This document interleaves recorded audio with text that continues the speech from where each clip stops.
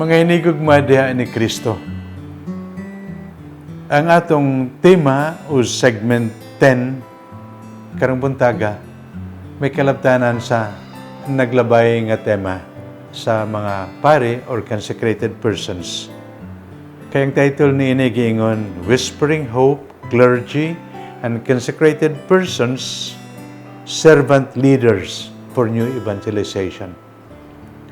Mga hinigugma, sa atong pagpasalamat sa Dios gasa sa pagkapari, sa atong pagpasalamat sa Dios nga nagtawag o nagpili o nagpadala aron pagmisyon, pagbuhat sa ilang tulumanon.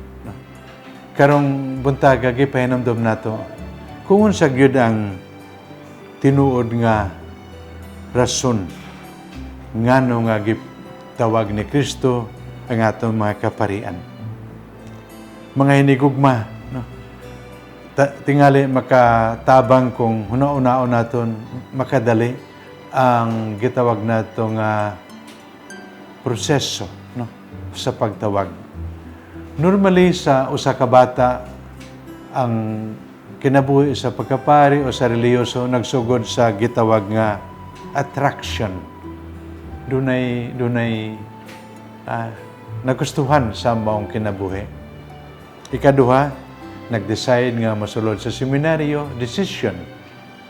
O katulo, diha gi-purify ang mga motivation nga naman nga magpari kagid na. Kung dunay medyo yabag gamay dili imperfect na gi-purify no.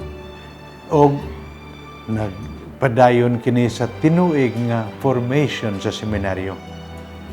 Pero makaingon kita nga ang usa gitawag nining kinabuhi kung niabot sa punto sa adlaw nga ordinasyon kung siya na ordinahan. Mao nga hangtod nga siya ordinahan, di pag kita makaingon nga mo nagikini ang iyang calling kay wa pa man maordinahan. The moment nga maordinahan ang usa ka candidate, mo makaingon kita full-fledged na siya nga pare. Full-fledged nga religious, no? Kung diha mismo na ang iyang profession. Pero ano man gyud no ang tinuod nga calling no?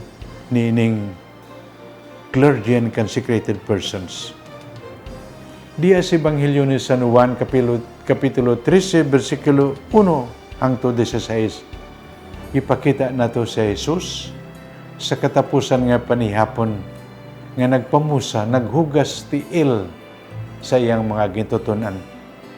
Matod pa ni Jesus, nga siya muanhi, diri aron alagaran, pero aron mag-alagad.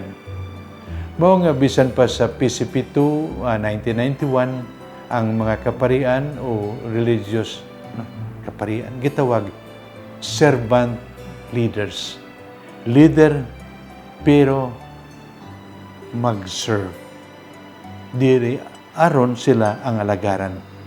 Mga hinigugma, salamat nining importante nga pahinumdom tungod kay para nato. Mao kini ang tinuod nga espiritu nga katuyuan sa mga kaparian o reliyoso. Ang Santo Papa nga mao ang pagtanaw sa kadaghanan labaw sa nga tanan. Diya sayang pagsulat mga dokumento, pananglit mga appointments sa obispo, no? Makaingon siya servus servorum Dei, servant of the servants of God. Nga bote pasabot para sa Santo Papa, ang iyang reference yang ko galingon, ako ang servant of the servants of God, no?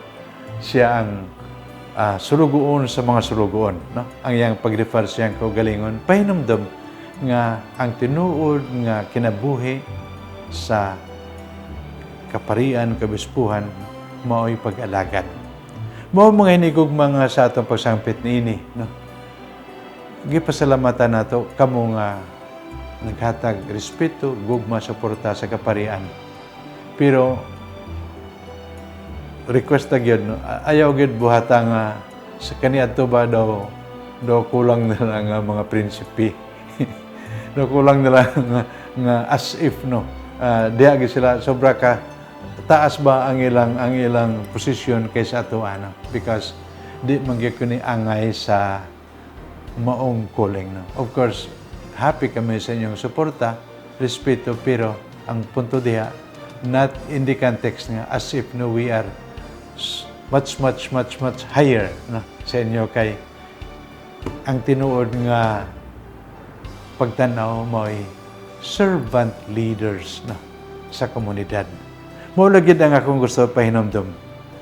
Just like Jesus, we are called to serve and not to be served. Of course, lain na yung pagi, pagpagasantos, no, to teach, no, and of course, to build community. But in the context of like Jesus, who came not to be served, but to serve. Like Jesus who washed the feet of the apostles.